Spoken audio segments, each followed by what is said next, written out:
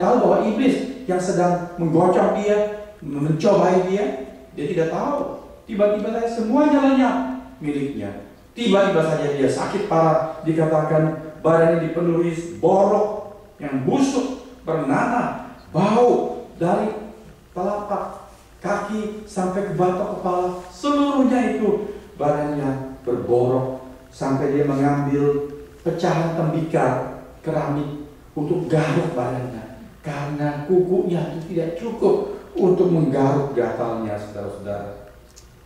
Dalam keadaan seperti itu, istrinya yang heran, semua diambil, harta diambil, rumah diambil, ternak diambil, anak diambil, kok istri tidak diambil? Episode ini membuat Ayub makin menderita karena istrinya yang satu itu yang mestinya jadi penolong, bukan? Tuhan menyediakan istri untuk menjadi apa? Penolong.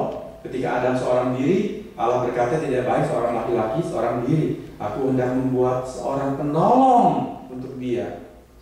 Istri harus jadi penolong. Tetapi waktu itu istri Ayub menjadi perongrong Ayub. Dia bilang apa kepada Ayub? Dia heran.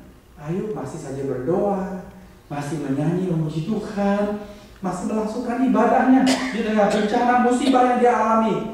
Istrinya bilang, ngapain sih kamu masih bertekun di dalam kesalehanmu, menjalankan ibadahmu?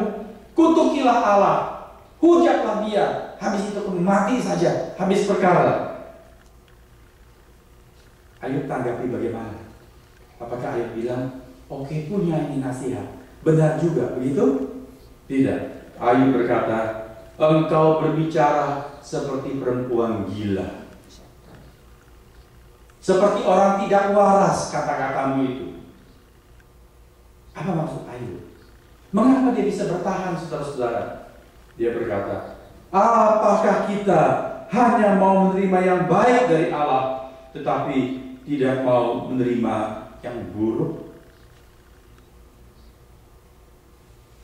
Jadi jauh sebelum orang merumuskan satu kebijaksanaan, gunung tinggi, jurangnya dalam, orang satu ini hidup ribuan tahun yang lalu. Dia sudah menemukan satu hikmah bahwa jangan kita menjadi tipe manusia yang hanya mau yang baik dari Allah, tapi kalau sedang datang kesulitan hidup, ketidaklancaran kehidupan, hal-hal yang berat kita alami, lalu kita menggerutu, meragukan Allah dan menghujat Allah. Ayub katakan, sikap seperti itu adalah tidak waras. Tidak waras, tidak waras itu artinya tidak wajar, tidak logis, tidak masuk akal, tidak pakai akal sehat. Coba lihat seperti pepatah tadi. Kalau mau gunung tinggi, wajarnya itu pasti akan ketemu jurang yang dalam. Jadi Ayub berkata, dan dia mengerti, kalau kita itu berada di puncak gunung, kita sukses, kita banyak berkat, limpah, maka wajar ada kemungkinan sisi lain yang kurang menyenangkan. Ini sangat praktis sekali. Ayub punya iman yang sangat kuat, punya kehidupan yang sangat saleh, disukai oleh Tuhan. Sisi lainnya apa? Sisi lainnya dia tidak disukai oleh iblis. Betul? Orang yang digoda iblis itu siapa, saudara-saudara?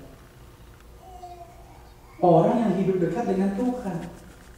Kalau udah jauh dari Tuhan, memang hidupnya suka yang kagak karu-karuan, yang dosa-dosa punya, iblis masih perlu goda lagi nggak? Nggak usah, dia sudah nyelonong sendiri, remnya sudah belum, nggak usah digoda lagi, dia pasti jalan menjurus ke dalam kebinasaan. Tetapi kalau semakin dekat kita kepada Tuhan, adalah sangat wajar sekali bila iblis itu kepingin sekali menggoda kita supaya kita jatuh. Bila kita diberkati Tuhan, iblis mau mencoba supaya kita mengalami sesuatu, berkat itu dirampas dari kita.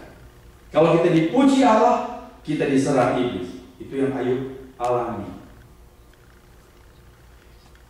Kebenaran ini bukan cuma untuk urusan rohani, tetapi juga untuk urusan-urusan kehidupan sehari-hari di bumi ini.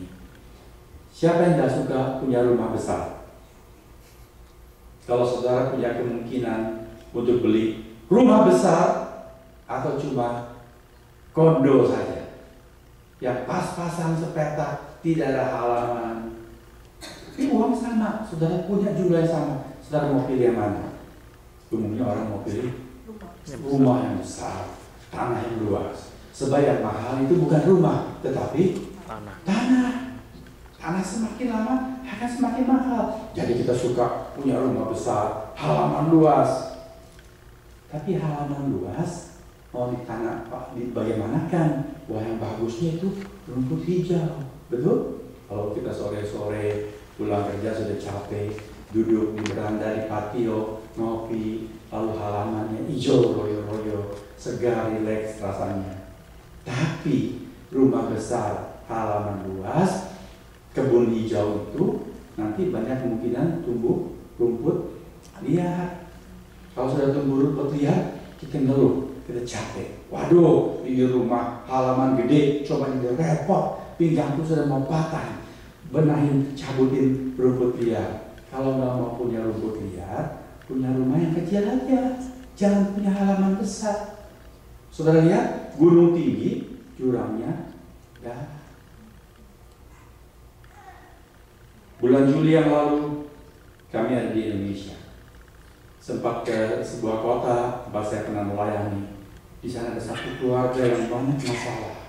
Ayahnya itu punya kebiasaan itu tidak baik, sudah. Tiap malam pulang kerja, mabuk-mabuk di rumah. Padahal dia itu orang yang sukses, punya berapa restoran, dulu punya toko besar, tapi tidak tahu, mungkin dia hati banyak gelisah, dia selalu minum-minum.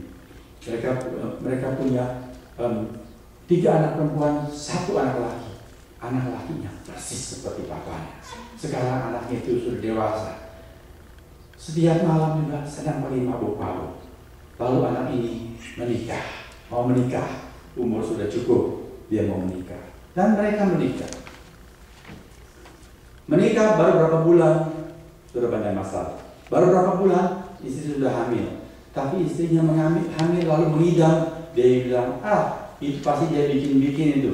Kalau dia bilang mual-mual, enggak betul, cuma kolokan saja. Anak muda ini, anak laki-laki ini masih mau hidup bebas.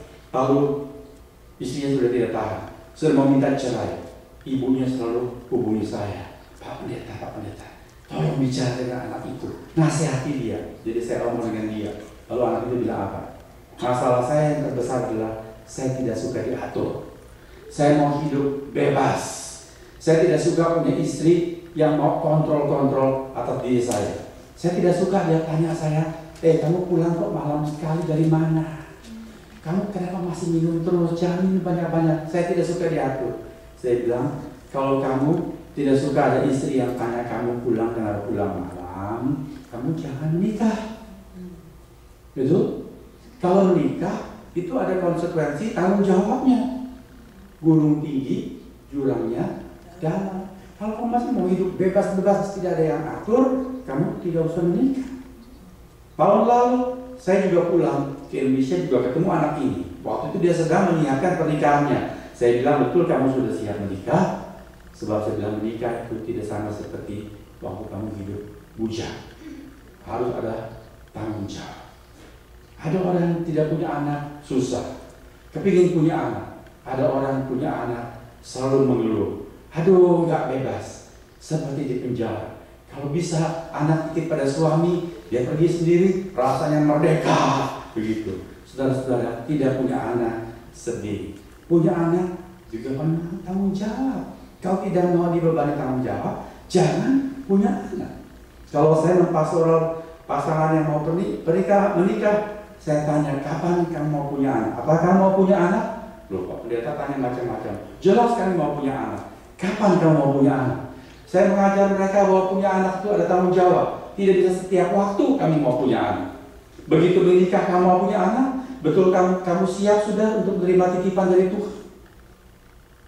Setiap hal ada berkat, ada tanggung jawab.